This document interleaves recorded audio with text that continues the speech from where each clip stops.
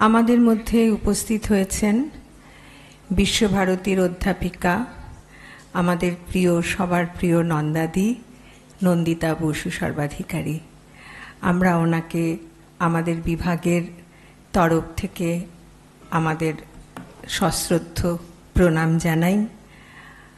আমরা সবাই আজকে ওনার মূল্যবান বক্তব্য শুনব। প্রথমে ওনাকে বরণ করে নিচ্ছে আমাদের বিভাগেরই শিক্ষিকা মহুয়া চক্রবর্তী।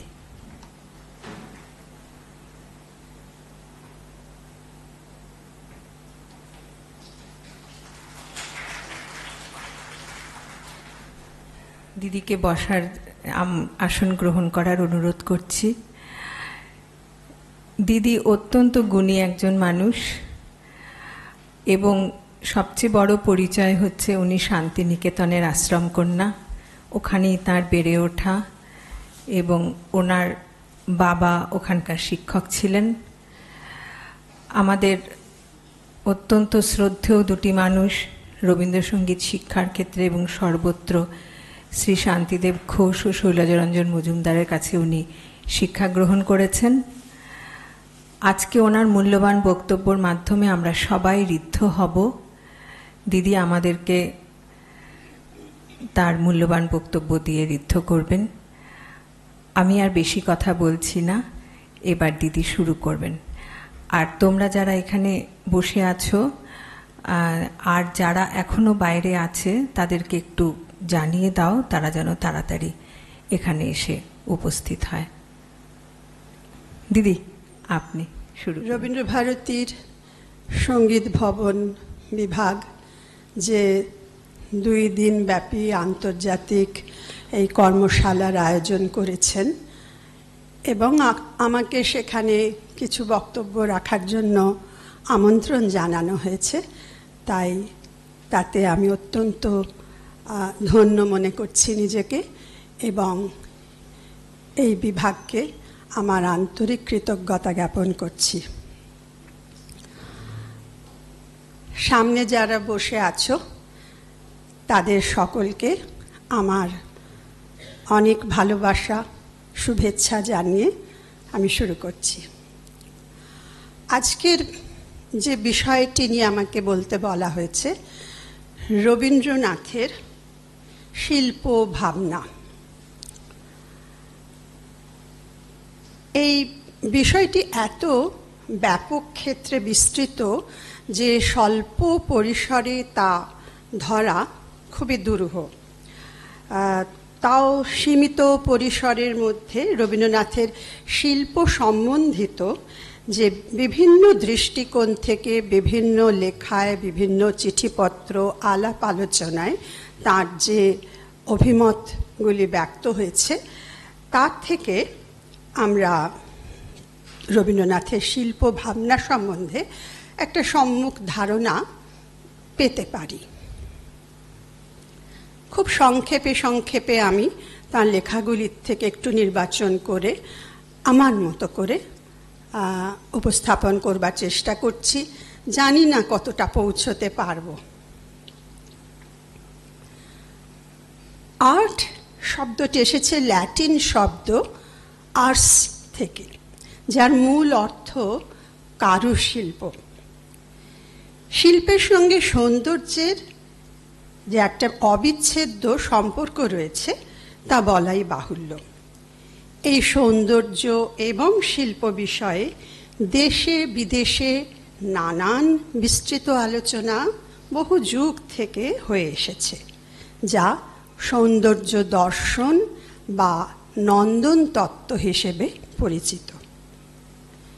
রবীন্দ্রনাথ শুধুমাত্র সৌন্দর্য দর্শন নিয়ে যে বিস্তৃত কোনো লেখা লিখে গেছেন তা নয়, কিন্তু নানান লেখায় বিক্ষিপ্তভাবে বিভিন্ন বিষয়ে যে তার মতামতগুলি ব্যক্ত করেছেন, তার থেকেই আমরা একটা ধারণা পেতে পারি। আজকের আলোচনা আমরা শুরু করতে পারি রবীন্দ্রনাথের রূপকার প্রবন্ধটি অবলম্বন করে। তিনি বলছেন, মানুষের সঙ্গে বিশ্বের সম্পর্ক গড়ে ওঠে তিনভাবে।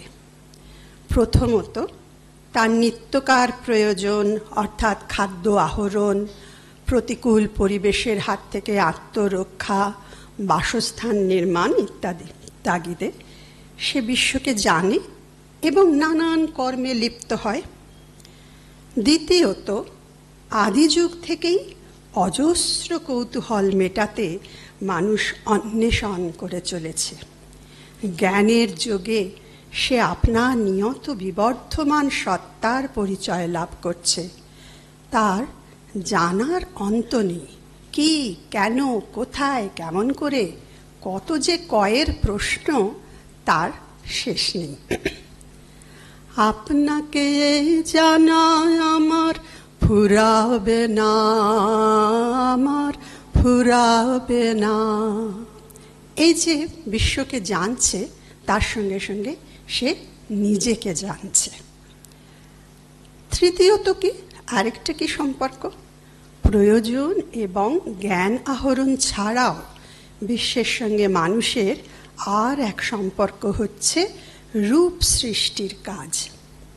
মানুষের শিল্পী সত্তা যে রস সৃজন করে, তাই হলো আর্ট।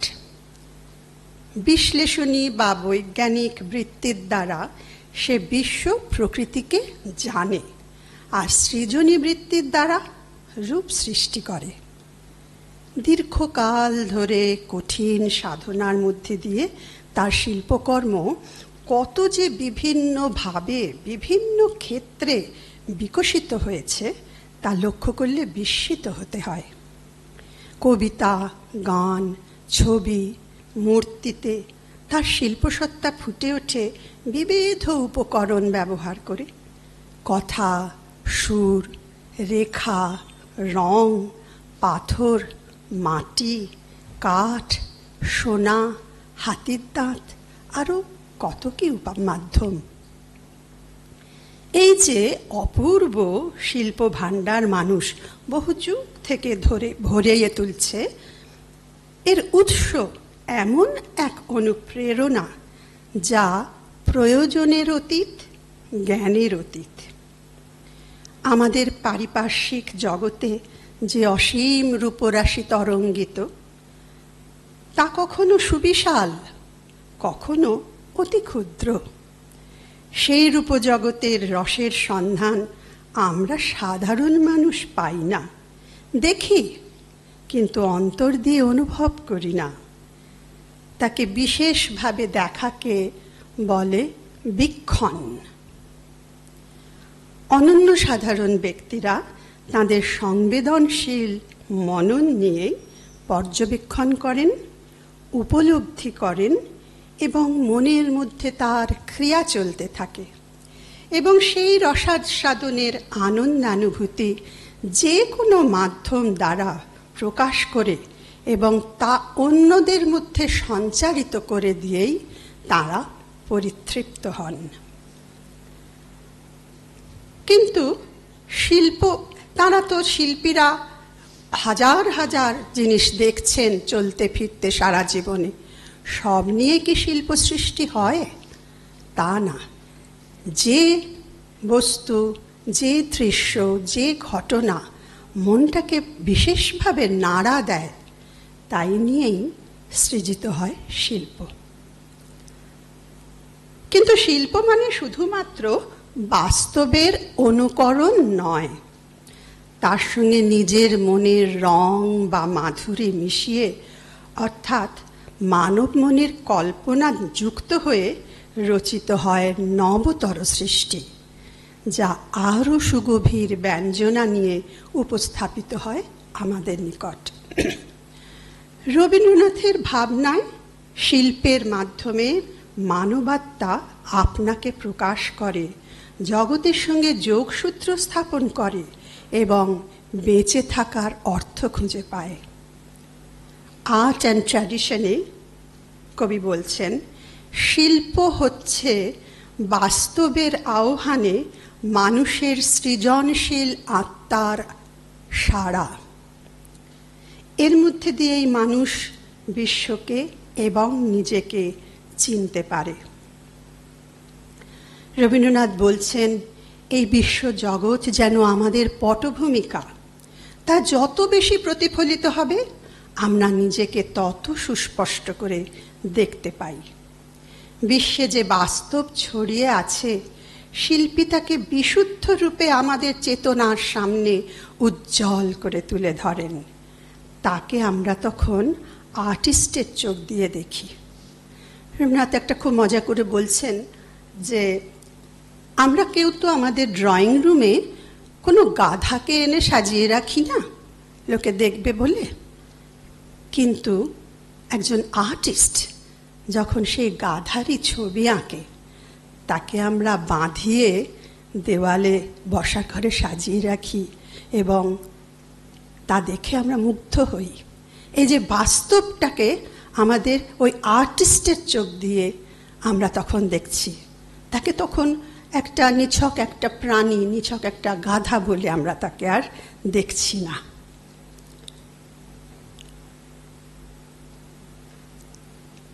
রবীন্দ্রনাথের ভাবনায় শিল্পের মাধ্যমে মানবাত্মা আপনাকে প্রকাশ করে। আর্ট অ্যান্ড ট্র্যাডিশন, এটা আমি বললাম, সরি, সব মানুষের প্রকাশ করার ক্ষমতা থাকে না, তাই সবাই শিল্পী হতে পারে না। সৃজনী শক্তির জন্য চাই প্রতিভা, যার দ্বারা মানুষ রূপকার হতে পারে। কারিগরি দক্ষতা, মেধা, রুচিবোধ ইত্যাদি সহযোগে শিল্পী সৌন্দর্য রচনা করেন। সাহিত্যের পথে ভূমিকাতে বলছেন, শিল্পে অদ্ভুত বা অতথ্য পরিবেশিত হতে পারে। যেমন সাহিত্যে পাই রূপকথার গল্প, ভূতের গল্প, পক্ষীরাজ ঘোড়া, ব্যঙ্গমা ব্যঙ্গমী, হাট্টিমাটিম টিম ইত্যাদি। এগুলি সব টুকরো টুকরো বাস্তব নিয়ে তার সঙ্গে কল্পনা যুক্ত হয়ে সৃষ্টি হয়েছে। চিত্রকরের যদি মনে হয় আকাশের রং নীল না হয়ে কালো হবে, তাহলে তাই সত্য। এই রচনাগুলি আমাদের মনে কিন্তু কোনো প্রশ্ন জাগায় না, সত্য বলেই বিবেচিত হয়। এক্ষেত্রে উপলব্ধি যদি যথার্থ হয়, গভীর হয়, তবে তাই বাস্তব সত্য। অর্থাৎ বিষয়ের গৌরবে নয়, প্রকাশের ঔৎকর্ষের উপরই শিল্পের গৌরব নির্ভর করে। কেমন করে প্রকাশ হচ্ছে, কি জিনিস প্রকাশ করছে সেটা কিন্তু আসল নয়, কিভাবে আর্টিস্ট তাকে প্রকাশ করছেন, তার গভীরতা, তার উৎকর্ষ, কত সুন্দরভাবে, কি টেকনিকে প্রকাশ করছেন, তার দ্বারাই সেই শিল্প মহিমান্বিত হয়ে ওঠে। রবীন্দ্রনাথ বিজ্ঞানের জানাকে বলছেন জ্ঞানে জানা, আর শিল্পীর জানা হলো ভাবে জানা। জ্ঞানে জানার ক্ষেত্রে আছে নিরাসক্তি, আর ভাবে জানার ক্ষেত্রে জড়িত হয়ে যায় আসক্তি। বোঝা গেল? কারণ আমরা যখন কিছু একটা বিজ্ঞানের জানা জানছি, তার নানান বিষয় জানছি, কি করে হলো, কেন হলো, কিভাবে, মানে তার আকার আয়তন, তার নানান ক্যারেক্টার, এগুলো আমরা জানছি, কিন্তু তার সঙ্গে আমার নিজের সত্তা কখনো যুক্ত হয়ে যায় না। কিন্তু যখন আমরা ভাবে কিছু একটা জানি, যখন একটা কেউ শিল্প সৃষ্টি করেন, তার সঙ্গে আমাদের সত্তা ভীষণভাবে যুক্ত হয়ে যায়, সে আপনার হয়ে যায়, নিজের সৃষ্টি, তার সঙ্গে একটা আসক্তি যুক্ত হয়ে যায়। তাই জন্য বলছেন জ্ঞানে জানায় আছে নিরাসক্তি, আর ভাবে জানায় জড়িত হয়ে যায় আসক্তি। জ্ঞানে জানায় বিষয়কে বা বস্তুকে, আর ভাবে জানায় আপনাকে বা নিজেকে। সেখানে বিষয়টি লক্ষ্য আর বিষয়ী গৌণ, আর ভাবের জানায় ঠিক এর বিপরীত। জ্ঞানে জানার ক্ষেত্রে আবার রবীন্দ্রনাথ বলছেন যে সাধারণ শিল্পী বা সাহিত্যিক সুন্দর মনোরম ঘটনা বা বিষয়বস্তুকেই শিল্পকর্মে নির্বাচন করে থাকেন। সুন্দর দেখতে জিনিস হবে, সুন্দর সুন্দর বস্তু বা ঘটনা নিয়েই শিল্প রচিত হবে। কিন্তু মহান শিল্পী বা সাহিত্যিক সেই সত্যকে উপস্থাপন করেন যা জীবন ও জগতে বিরাজমান সামঞ্জস্য দ্বারা পরিবেষ্টিত। রবীন্দ্রনাথ বলছেন, শুধুমাত্র সুন্দর নয়, কুৎসিত বা আগলি বস্তু শিল্পে অসাধারণ রূপ পেতে পারে। যুগে যুগে কত ভয়ঙ্কর, বিভৎস, অপ্রীতিকর অথবা দুঃখের ঘটনা নিয়ে কাব্য, মহাকাব্য, সাহিত্য, নাটক, চলচ্চিত্র ইত্যাদি নির্মাণ হয়েছে, যা যথেষ্ট রসোত্তীর্ণ এবং উপভোক্তারা তার দ্বারা যথেষ্ট আকর্ষণ বোধ করেন। এই বিশ্ব প্রকৃতিতে যেমন ভালো মন্দ, সৃষ্টি, প্রলয়, ধ্বংস, জন্ম, মৃত্যু, আনন্দ, দুঃখ, সুন্দর, অসুন্দর, এই সকল আপাত বৈপরীত্যময় বৈশিষ্ট্য নিয়েই জগৎ মহান হয়ে ওঠে, শিল্প সৃজনেও তারই প্রতিফলন ঘটে। তাই বলছেন, তালে তালে সাঁঝ সকালে রূপসাগরে ঢেউ লাগে, সাদা কালোর ছন্দে যে ওই ছন্দে নানান রং জাগে, সেই তালে তোর গান বেঁধে নে, কান্না হাসির তান সে ধেনে, ডাক দিল শোন মরণ বাঁচন নাচুন সভার ডঙ্কাতে, নিত্য নূতন সংঘাতে। আবার তার সাপমোচন নৃত্যনাট্যে একটি অংশ উল্লেখ করতে পারি। মহিষী চৈত্র সংক্রান্তির রাতে রাজাকে বলেন, যেন চন্দ্রলোকের শুক্লপক্ষে লেগেছে তুফান, কেবল একজন কুশ্রী কেন রসভঙ্গ করলে, ও যেন রাহুর অনুচর, কি গুণে ও পেল প্রবেশের অধিকার। রাজা স্তব্ধ হয়ে রইল। তারপরে উঠল গেয়ে, অসুন্দরের পরম বেদনায় সুন্দরের আহ্বান। 1321 সবুজপত্র শ্রাবণ সংখ্যায় প্রকাশিত বাস্তব প্রবন্ধে কবি বলছেন, কিছু কিছু সমালোচকের মতে সাহিত্য বাস্তব জীবনের উপর নির্ভর করে অথবা কোনো কল্যাণমূলক উদ্দেশ্য নিয়ে রচিত হওয়া উচিত, তা না হলে তা সমাজে প্রতারণামূলক হয়ে দাঁড়ায়। কিন্তু রবীন্দ্রনাথের মতে সাহিত্যে প্রধান বিষয় হল রস। যদি সেই রস যথাযথভাবে প্রতিষ্ঠিত হয়, তবে তাই বাস্তব রূপে পরিগণিত হয়। যে কোনো সৃষ্টির ক্ষেত্রেই পাঠক বা দর্শক বা শ্রোতাদের নিকট যদি সেই রস পৌঁছে দেওয়া যায়, তবে তাই বাস্তব, তাই সত্য। সৌন্দর্যবোধ প্রবন্ধে রবীন্দ্রনাথ বলছেন, সৌন্দর্য সৃষ্টির ক্ষেত্রে সংযম অত্যন্ত গুরুত্বপূর্ণ। এ বিষয়ে বিভিন্ন ক্ষেত্রে তিনি তাঁর অভিমত ব্যক্ত করেছেন। বলছেন, আর্ট জিনিসটাতে সংযমের প্রয়োজন সকলের চেয়ে বেশি, কারণ সংযমই অন্তর্লোকে প্রবেশের সিংহদ্বার। রবীন্দ্রনাথ চিরকাল সংযমের পক্ষপাতী ছিলেন। মানব জীবনে যেমন ত্যাগের মধ্যে ভোগের মহিমা অতি উচ্চ আদর্শ হিসেবে খ্যাত, শিল্পের ক্ষেত্রেও তাই। শিল্পে বাহ্যিক আড়ম্বর তথা হৃদয়ের মাদকতার দোলা কাম্য নয়। সংযমের দ্বারা শিল্প আমাদের অন্তরের গভীরতায় নিয়ে যায়। কবি মনে করেন, বাহ্য সম্পদকে তুচ্ছ না করেও শিল্প তার অন্তর সম্পদেই সুন্দর। বাহ্যিক আড়ম্বরের আধিক্যে তার অন্তর সৌন্দর্যের হানি ঘটে। আত্মসংযম, শিষ্টাচার এগুলির যথেষ্ট প্রয়োজন সৌন্দর্য সৃজন এবং সৌন্দর্য উপভোগ উভয় ক্ষেত্রেই।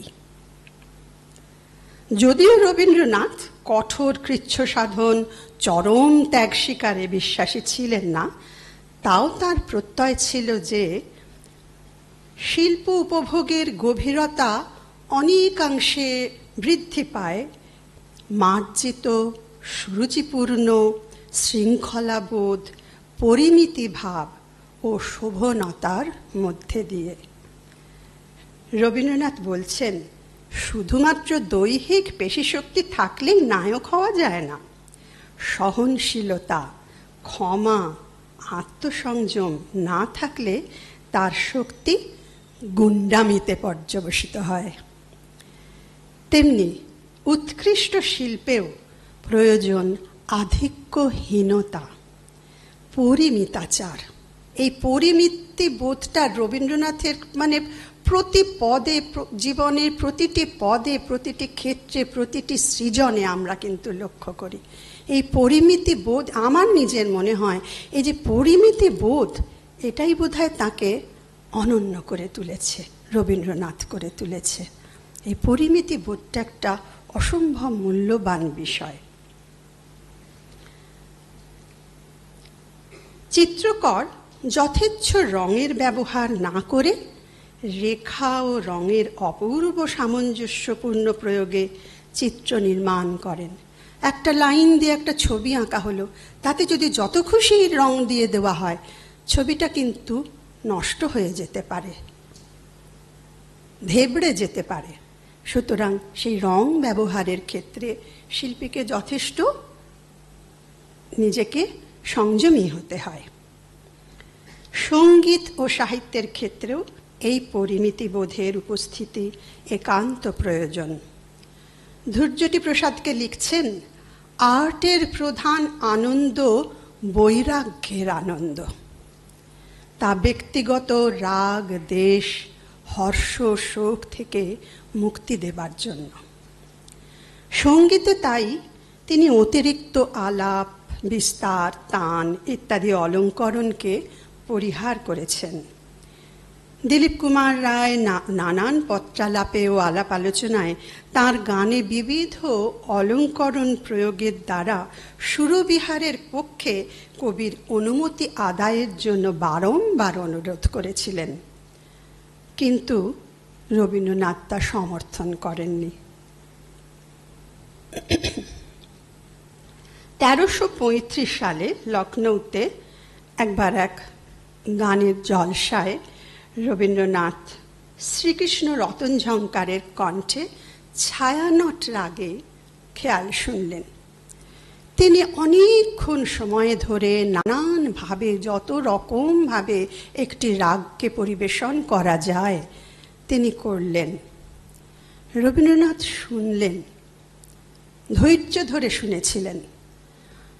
পরে ধৈর্যটি প্রসাদকে বলছেন, জানতে চেয়েছ ভালো লেগেছিল কিনা?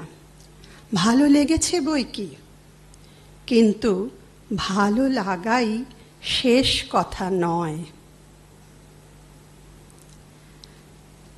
তো এই যে শাস্ত্রীয় সঙ্গীত সম্বন্ধে রবীন্দ্রনাথ যে খুব তার একটা অনীহা ছিল, এমন তো আমরা বলতে পারি না।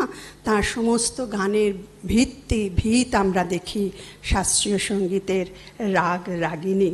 হ্যাঁ, তো এই যে সেই রাগ রাগিনীকে তিনি কতটা সুন্দর করে দেখেছিলেন, ভিতর থেকে দেখেছিলেন, তা একটা তার উক্তিতে, লেখাতে, উদ্ধৃতিতে আমরা খুব সুন্দর করে পাই। তোমরাও নিশ্চয়ই পড়েছ যে ভৈর যেন ভোরবেলাকার প্রথম জাগরণ, পরজ যেন অবসন্ন রাত্রি শেষের নিদ্রা বিহ্বলতা, কানাড়া যেন ঘনান্ধকারে অভিসারিকা নিশিথিনীর পথ বিস্মৃতি, ভৈরবী যেন সঙ্গবিহীন অসীমের চিরবিরহ বেদনা, মুলতান যেন রৌদ্রতপ্ত দিনান্তের ক্লান্তি নিঃশ্বাস, পূরবী যেন শূন্য গৃহচারিণী বিধবা সন্ধ্যার অশ্রুমোচন।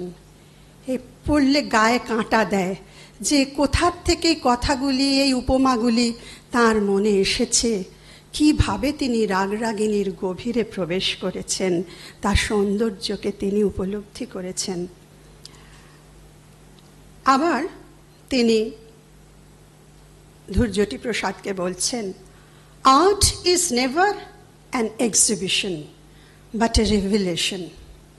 এক্সিবিশনের গর্ব তার অপরিমিত বহুলত্বে। এক্সিবিশন কি? যত বেশি জিনিস আমরা সেখানে আমরা দেখাতে পারি, তাই তো, প্রদর্শন করতে পারি।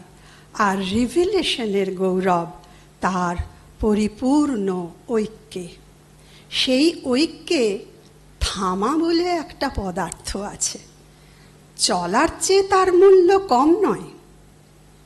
সে থামা অত্যন্ত জরুরি। কোথায় থামতে হবে এইটা জানতে হবে।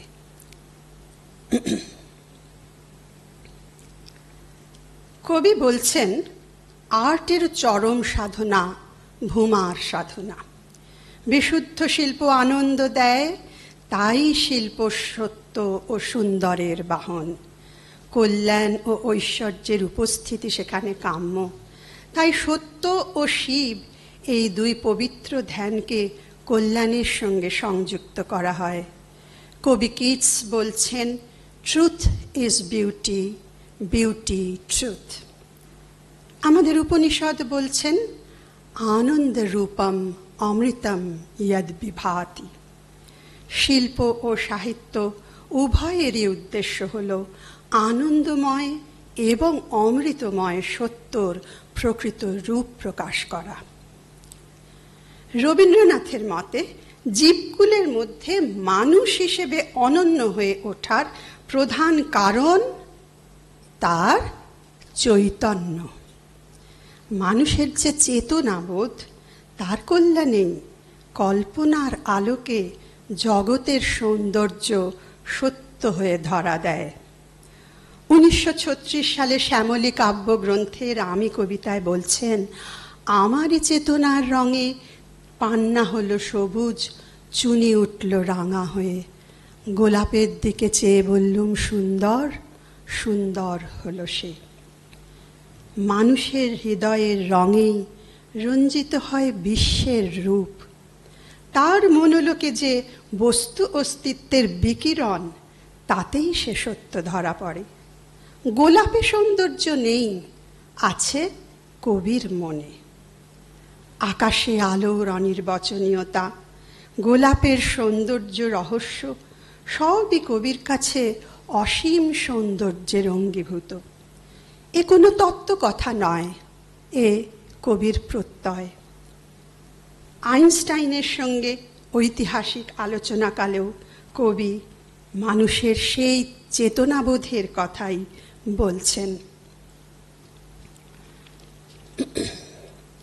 ক্ষুদ্র আমি বিশ্ব আমির অন্তর্গত। বিশ্বাত্মা যে অসীম রূপজগৎ সৃষ্টি করেছেন, তার উপভোগ ও স্বীকৃতি যখন মানুষ লোকে ঘটে, সেটি বিশ্ব আমিরই অন্তর্গত। মানুষের প্রেম না থাকলে অসীমের বিশ্ব শিল্প বা সৃষ্টি রঙে রসে সার্থক হতো না। সেই প্রেমেই অসীম অনন্তের সৌন্দর্যের উপলব্ধি। তাই কবি বলছেন, মানুষের অস্তিত্ব না থাকলে বিধাতা একা বসে থাকতেন ব্যক্তিত্বহারা অস্তিত্বের গণিত তত্ত্ব নিয়ে। পথের সঞ্চয় গ্রন্থের অন্তর্গত অন্তর্বাহির প্রবন্ধ প্রকাশিত হয় 1319 জ্যৈষ্ঠ সংখ্যায় ভারতী পত্রিকাতে। এখানে আমি একটু রবীন্দ্রনাথের লেখাই একটুখানি পড়ি। ভোরে কেবিনে বিছানায় যখন প্রথম ঘুম ভাঙিয়া গেল, তিনি আরব সমুদ্রে যাচ্ছেন জাহাজে করে, সেই দিনের একটা অভিজ্ঞতা। গবাক্ষের ভিতর দিয়া দেখিলাম সমুদ্রে আজ ঢেউ দিয়াছে, পশ্চিম দিক হইতে বেগে বাতাস বহিতেছে। কান পাতিয়া তরঙ্গের কলশব্দ শুনিতে শুনিতে একসময় মনে হইল কোন একটা অদৃশ্য যন্ত্রে গান বাজিয়া উঠিতেছে। সে গানের শব্দ যে মেঘ গর্জনের মতো প্রবল তাহা নহে, তাহা গভীর এবং বিলম্বিত। কিন্তু যেমন মৃদঙ্গ করতালের বলবান শব্দের ঘটার মধ্যে বেহালার একটি তারের একটানা তান সকলকে ছাপাইয়া বুকের ভিতর বাজিতে থাকে, তেমনি সেই ধীর গম্ভীর সুরের অবিরাম ধারা সমস্ত আকাশের মর্মস্থলকে পূর্ণ করিয়া উচ্ছ্বলিত করিতেছিল।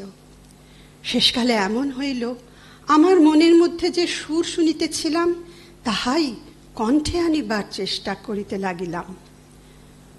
একটা কথা আমার মনে হইল, প্রভাতে মহাসমুদ্র আমার মনের যন্ত্রে এই যে গান জাগাইল, তাহা তো বাতাসের গর্জন ও তরঙ্গের কলধ্বনির প্রতিধ্বনি নহে। তাহাকে কিছুতেই এই আকাশব্যাপী জল বাতাসের শব্দের অনুকরণ বলিতে পারি না। তাহা সম্পূর্ণ স্বতন্ত্র, তাহা একটি গান। তাহাতে সুরগুলি ফুলের পাপড়ির মতো একটির পরে আরেকটি ধীরে ধীরে স্তরে স্তরে উদ্ঘাটিত হইতেছিল। বাহিরের সঙ্গে ভিতরের একটা যোগ আছে বটে, কিন্তু সে যোগ অনুরূপতার যোগ নয়, বরঞ্চ দেখিতে পাই সে যোগ সম্পূর্ণ বৈসাদৃশ্যের যোগ। দুই মিলিয়া আছে, কিন্তু দুইয়ের মধ্যে মিল যে কোনখানে তাহা ধরিবার্য নাই। তাহা অনির্বচনীয় মিল, তাহা প্রত্যক্ষ প্রমাণযোগ্য মিল নহে।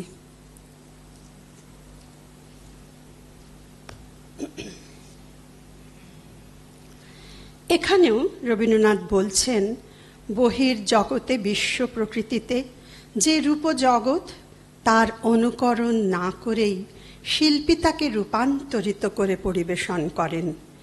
নেপথ্যে এক অরূপ বীণা নিয়ত বেজে চলেছে, সেই বীণার সুর অশ্রুত নীরব, কিন্তু অন্তর্লোকে ঝঙ্কার তোলে।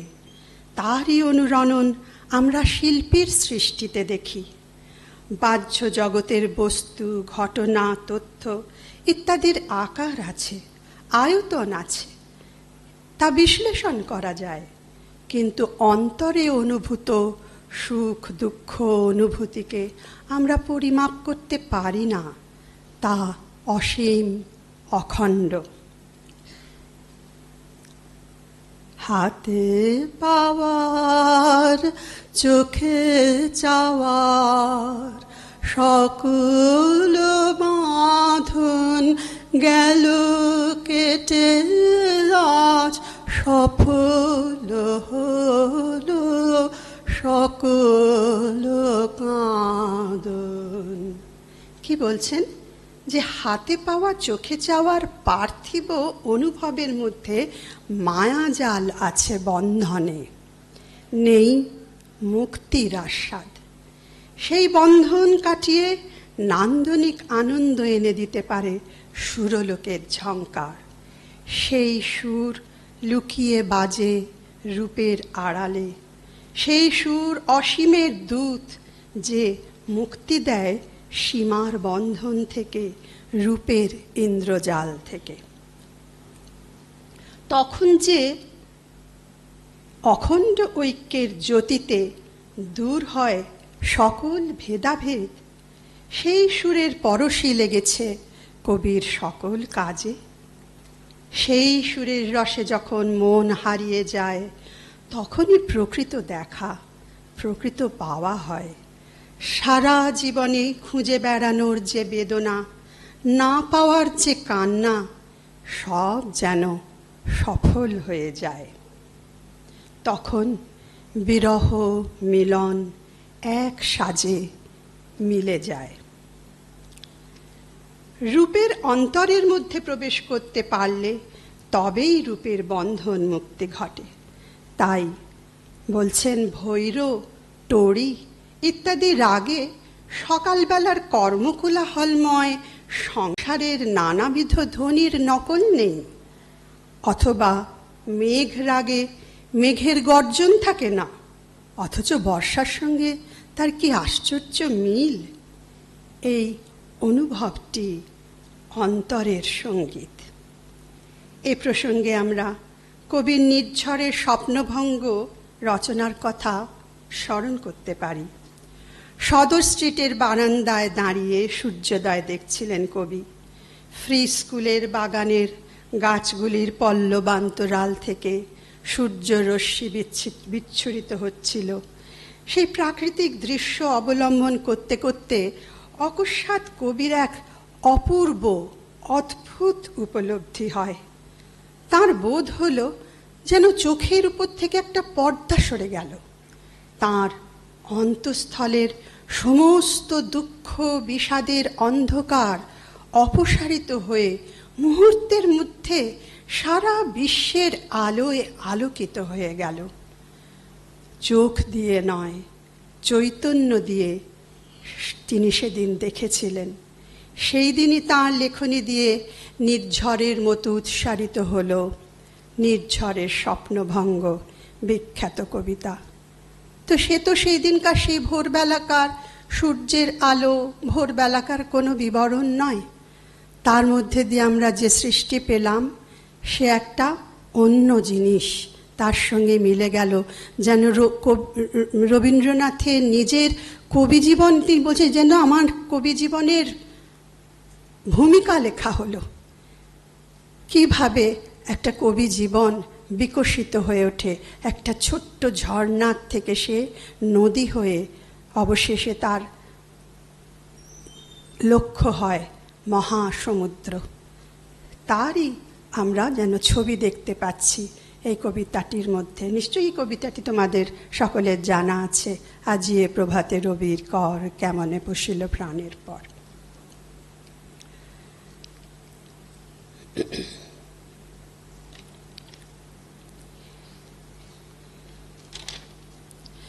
রবীন্দ্রনাথের সৃষ্টি সম্ভারের বিপুল বৈচিত্র্য আমাদের আশ্চর্য করে, মুগ্ধ করে।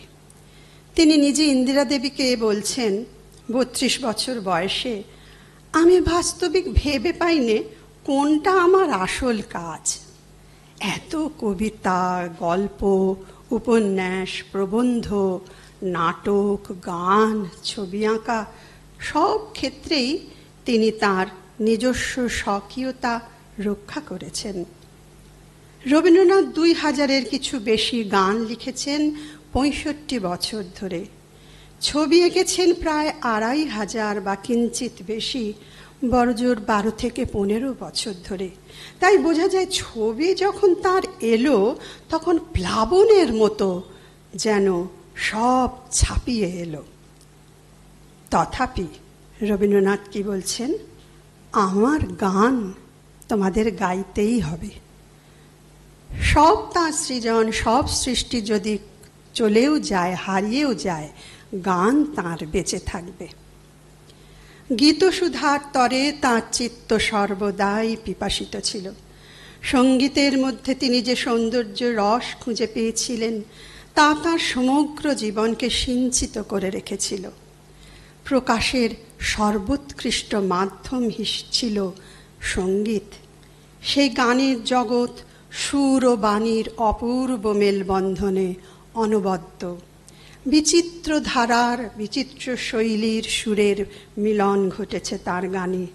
ভাব ও বাণীর কি অসাধারণ প্রকাশ! তার সঙ্গীতে যে অপূর্ব নান্দনিকতার বিকাশ ঘটেছে, তারই জাদুতে রবীন্দ্রসঙ্গীত এমন এক স্তরে উন্নীত হয়েছে যে তা অনন্য সৃষ্টিরূপে আজ খ্যাত। রবীন্দ্রসঙ্গীতে প্রায় সর্বত্রই আমরা প্রকৃতি ও মানব কল্পনার যুগল মূর্তির প্রতিফলন দেখি।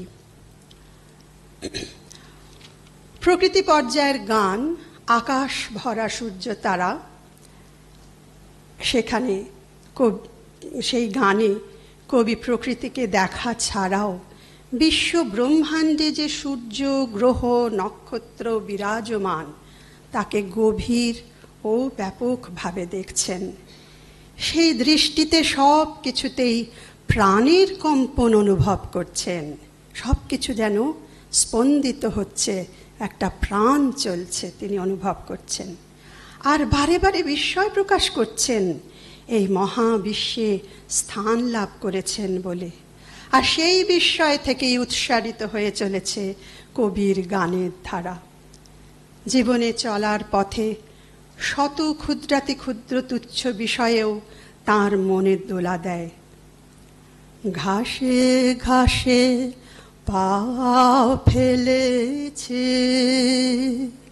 বনের পথে যেতে, ফুলের গন্ধে চমক লেগে উঠেছে মন মেতে, ছড়িয়ে আছে আনন্দের দান, বিস্ময়ে তাই জাগে জাগে আমার গান। এই বিস্ময় থেকে কত গান সৃষ্টি হয়ে চলেছে। কবি তাঁর সমস্ত ইন্দ্রিয় দিয়ে ধরিত্রীর সুধা রস পান করেছেন, ধরার বুকে প্রাণ ঢেলে দিয়েছেন। চতুষ্পার্শ্বের চেনা জানা জগতের মধ্যেই বাউল মন সন্ধান করে নিয়ে ফিরেছে জানার মাঝে অজানারে। ধরার মাঝে অধরাকে খুঁজে বেরিয়েছে, আমি তারেই খুঁজে বেড়াই যে রয় মনে আমার মনে। আমার আকাশ জুড়ে ফোটে তারা রাতে, প্রাতে ফুল ফুটে রয় বনে আমার বনে। সে আছে বলে চোখের তারার আলোয় এত রূপের খেলা, রঙের মেলা, অসীম সাদায় কালোয়।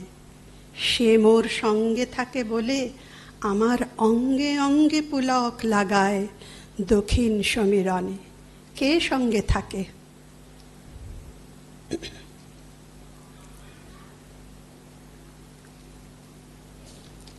প্রকৃতির অন্য গানে আমরা দেখছি, নানান গানেই দেখছি ঋতুচক্রের আবর্তন অনুযায়ী তার বর্ণনা গান গেয়ে তার গানের ডালি সাজিয়েছেন। কিন্তু শুধু প্রকৃতি রূপের সৌন্দর্য তুলে ধরা নয়, তার সঙ্গে পদে পদে মিলেছে মনের বিচিত্র ভাব, উপলব্ধি, কল্পনার পাল তুলে দিয়ে হাওয়ায় ভেসে পড়ে সেসব গান। ফাগুনে যে বান ডেকেছে মাটির পাথারে, তোমার সবুজ পালে লাগলো হাওয়া, এলে জোয়ারে ভেসে এলে জোয়ারে, যৌবনের জোয়ারে।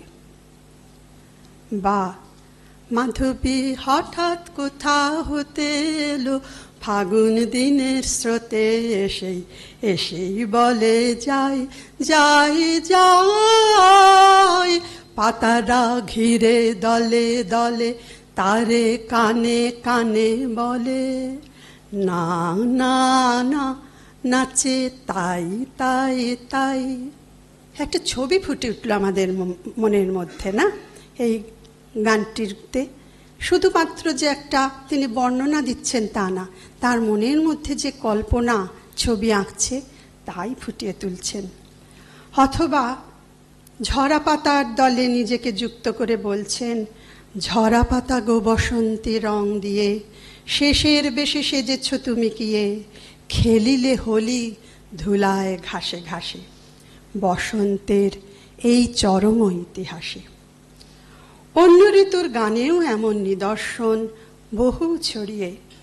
বর্ষার গান ওগো আমার শ্রাবণ মেঘের খেয়াতরির মাঝি, শরতের গান শরত আলোর কমল বনে বাহির হয়ে বিরাজ করে যে ছিল মোর মনে মনে।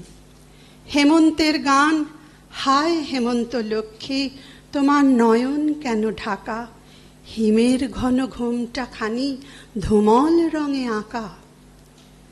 শীতের গান শীতের বনে কোন সে কঠিন আসবে বলে শিউলিগুলি ভয়ে মলিন। এমন আরও কত উদাহরণ আমরা মনে করতে পারি। প্রকৃতি পর্যায়ের গান ছাড়াও অন্যান্য বিভাগের গানেও আমরা দেখি রূপ জগতের বিচিত্র লীলা প্রকৃতির প্রেক্ষাপটে যেন উদ্ভাসিত হয়ে উঠেছে। তাই তো তিনি গেয়ে ওঠেন প্রেমের গানে। তোমায় দেখেছি শারদ প্রাতে, তোমায় দেখেছি মাধবী রাতে, তোমায় দেখেছি হৃদয় মাঝারে ওগো বিদেশিনী। অথবা আমার মন চেয়ে রয় মনে মনে হ্যারে মাধুরী, চেয়ে চেয়ে বুকের মাঝে গুঞ্জরিল এক তারা যে মনোরথের পথে পথে বাজল বাঁশুরি।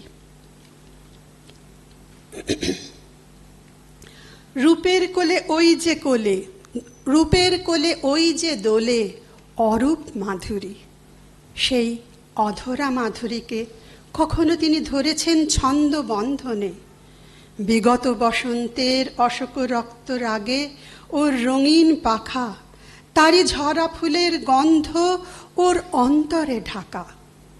অথবা উল্লেখ করা যায় জলধারার কলস্বরে সন্ধ্যা গগন আকুল করে, ওরে ডাকে আমায় পথের পরে সেই ধ্বনিতে। চাঁদের হাসির বাঁধ ভাঙা রাতে উছলে পড়ে আলো, সেই গানেও আমরা তার সঙ্গে কল্পরাজ্যে ভেসে যাই। পারিজাতের কেশর নিয়ে ধরায় শশী ছড়াও কিয়ে, ইন্দ্রপুরীর কোন রমণীর বাসর প্রদীপ জালো। এরকম বিভিন্ন গানে আমরা রবীন্দ্রনাথের যে কল্পনা প্রকৃতির বর্ণনার সঙ্গে সঙ্গে মিলে গেছে তাকে খুঁজে পাচ্ছি। বিচিত্র বিভাগের গানের কথা একটু বলি।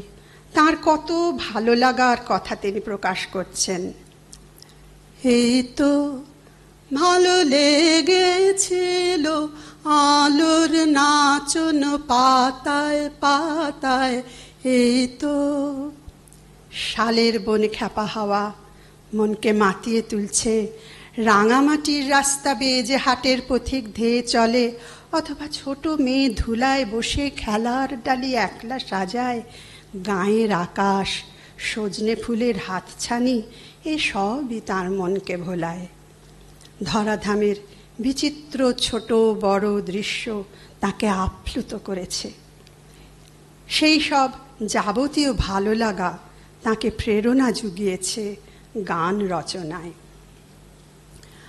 আরেকটি গানে বিচিত্র পর্যায়ে বলছেন, আকাশ হতে আকাশ পথে ঝরছে জগৎ ঝর্ণা ধারার মতো। সঞ্চারিতে বলছেন, এই নৃত্য পাগল ব্যাকুলতা বিশ্বপরাণে নিত্য আমায় জাগিয়ে রাখে শান্তি না মানে। এই যে বিশ্বে সারাক্ষণ যে তিনি যে লক্ষ্য করছেন যে নৃত্য ভঙ্গিমা, তা তাকেও পাগল করে তুলছে। রবীন্দ্র জীবনেও রচনা ধারায় আধ্যাত্মিকতা চিরকাল স্থায়ী আসন পেয়েছে, যা পরিপূর্ণতা পেয়েছে প্রকৃতি মাতার হাত ধরে। প্রকৃতির মধ্যে তাঁর জীবন দেবতা নানান রূপ ধরে দেখা দেন। কবি রচনায় পাই, আমার চিত্তে তোমার সৃষ্টিখানি রচিয়া তুলিছে বিচিত্র তব বাণী। অথবা এই যে তোমার প্রেম ওগর হৃদয় হরণ, এই যে পাতায় আলো নাচে সোনার বরণ। আকাশে যে মেঘ মধুর আলস ভরে ভেসে যায়, বাতাস তার দেহে অমৃত ক্ষরণ করে, এসবই তাঁর কৃপা। প্রভাত আলোর ধারায় নয়ন ভেসে যায়, তার সঙ্গে কবির অপূর্ব অনুভূতি যুক্ত হয়ে যায়। তোমারই মুখ ওই নুয়েছে, মুখে আমার চোখ থুয়েছে, আমার হৃদয় আজ ছুঁয়েছে তোমারই চরণ। কবি গেয়েছেন, এই যে আলো সূর্যে গ্রহে তারায় ঝরে পড়ে শত লক্ষ ধারায়, এ সব পূর্ণ হবে যখন পরমেশ্বর কবির প্রাণ ভরে দেবেন। তোমার ফুলে যে রং ঘুমের মতো লাগলো, আমার মনে লেগে তবে সে যে জাগলো গো। আবার গেছেন, নীলাকাশ শ্যামধরা পরশে তাহারি ভরা, ধরা দিল অগোচরা নব নব সুরে তালে, এ কি সুধারস আনে। কবি যেন কল্পনার আলোয় গানে গানে গানে ছবি আঁকেন। সূর্য তারা দলে দলে সব যেন আলোক ধেনু। পরম পুরুষ কোথায় বসে বেনু বাজিয়ে মহা গগনতলে তাদের যেন চড়াচ্ছেন। ধরায় যে তৃণের সারি মাথা তুলছে, তরুর শাখে শ্যামল পাতা গজাচ্ছে, ফুলে ফলে সর্বত্রই সেই আলোক ধেনুর বিচ্ছুরণ। সকালবেলা দূরে দূরে তারা কোথায়, সেই নক্ষত্রগুলি আলোর ধুলি উড়িয়ে ছুটে বেড়ায়, আর খুঁজে পাওয়া যায় না। আবার আঁধার হলে সাঁঝের সুরে তিনি তাদের আপন গোঠে ফিরিয়ে আনেন। গানের শেষে বলছেন, মোর জীবনে রাখাল ওগো, ডাক দেবে কি সন্ধ্যা হলে। কবি অনুভব করেন বিশ্ব নিখিলে অনাদি সুর বেজে চলেছে। সেই ধ্রুবপদের সঙ্গে তিনি আপনার জীবন বীণার সুরকে মিলিয়ে নিতে চেয়েছেন। ফুলের মতো সহজ সুরে প্রভাত মম উঠিবে পুরে, সন্ধ্যা মম সে সুরে যেন মরিতে জানে।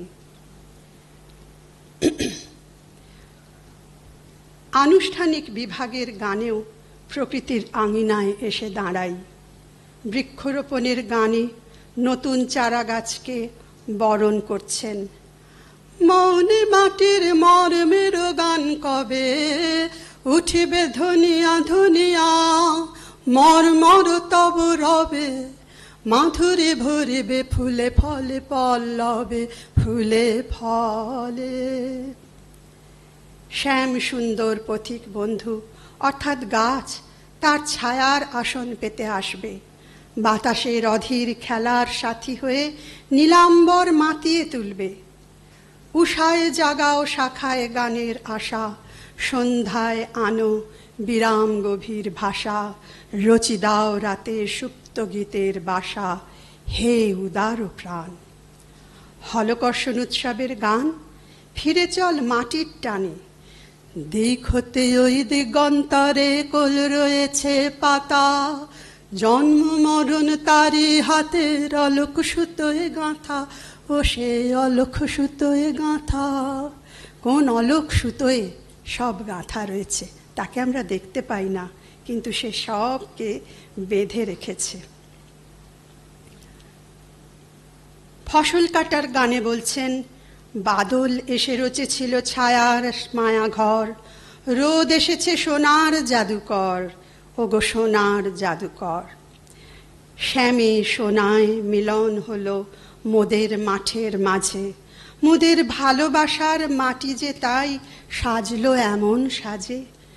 মোরা নেব তারই দান, তাই যে কাটি ধান, তাই যে গাহি গান, তাই যে সুখে খাটি।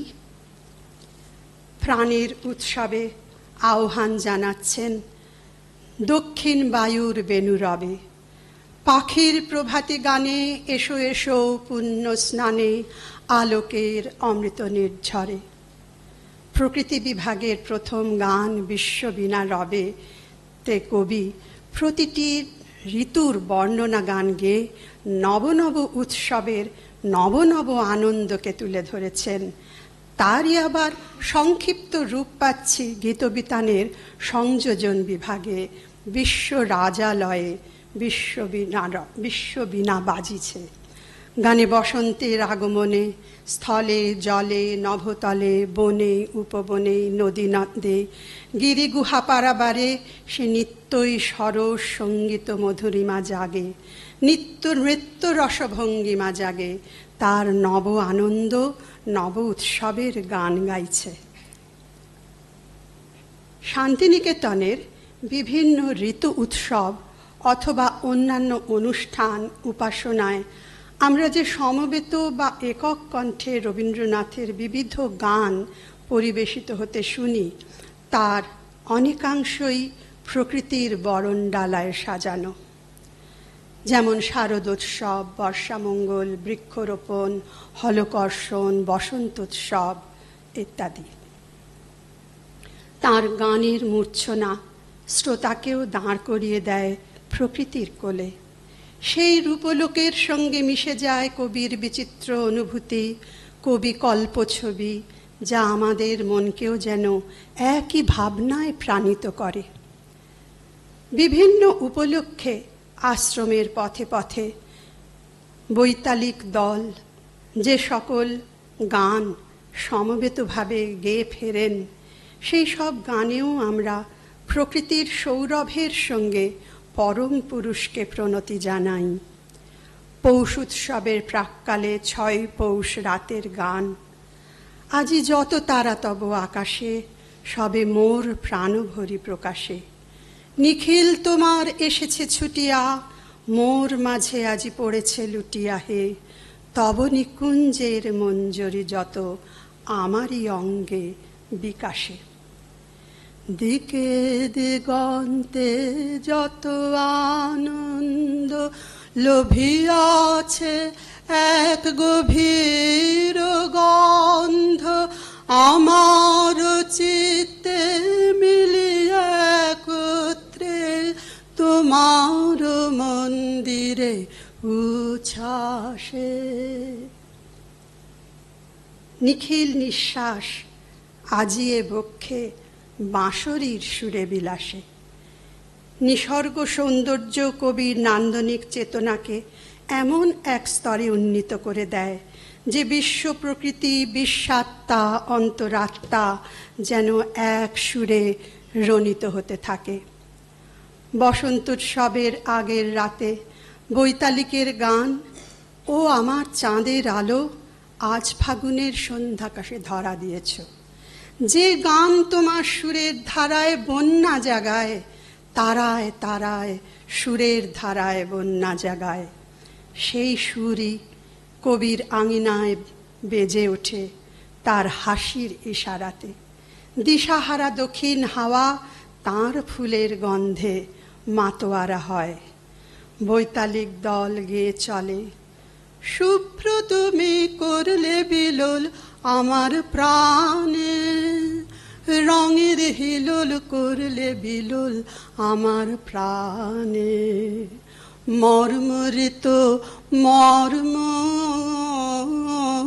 গো, মর্মরিত মর্ম গো, মর্ম আমার জড়ায় তোমার হাসির জালে, ও আমার চাঁদের আলো। অসাধারণ সৃজনের আনন্দানুভব সঞ্চারিত হয়ে যায় বৈতালিক দলের গানের মূর্ছনায় সবার অন্তরে। আশ্রমে দাঁড়িয়ে থাকা বহু যুগের সাক্ষী গাছগুলির পাতার মর্মরে মর্মরে, শালবিথির রাঙা পথের ধুলায় এক অপূর্ব সৌন্দর্য বোধ পায়ে পায়ে এগিয়ে চলে বছরের পর বছর। নমস্কার। আমি জানি না আমার বিষয়কে আমি কতটুকু ছুঁতে পেরেছি, তোমাদেরই বা কেমন লাগলো। রবীন্দ্রনাথের যে বিভিন্ন ভাবনাগুলি আমরা নানান জায়গায় পাচ্ছি, তাকেই একটু একটু ছোট ছোট গানের মধ্যে দিয়ে তার গানগুলির উদাহরণ দিয়ে তুলে ধরার চেষ্টা করলাম। দিদিকে আমার আন্তরিক, আমাদের বিভাগের পক্ষ থেকে আন্তরিক ধন্যবাদ এবং কৃতজ্ঞতা, আমার প্রণাম জানাই এত সুন্দর একটা আলোচনার জন্য। আশা করি তোমাদের ভালো লেগেছে। আর যদি তোমাদের কোনো প্রশ্ন থাকে করতে পারো। নিশ্চয়ই। কারোর কিছু জিজ্ঞাস্য? কোনো জিজ্ঞাসা নেই?